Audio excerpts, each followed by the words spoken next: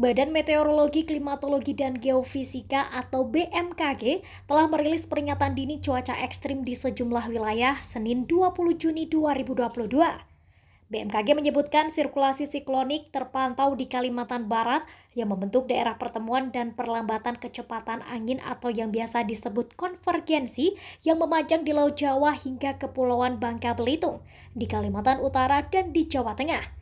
Daerah konvergensi lainnya juga terpantau memanjang di Samudra Hindia sebelah selatan Jawa, di Sulawesi Utara, di Teluk Tolo, di Laut Banda, di Laut Arafuru, di Papua Barat, dan di Papua. Kondisi itu mampu meningkatkan potensi pertumbuhan awan hujan di sekitar wilayah sirkulasi siklonik dan di sepanjang daerah konvergensi tersebut.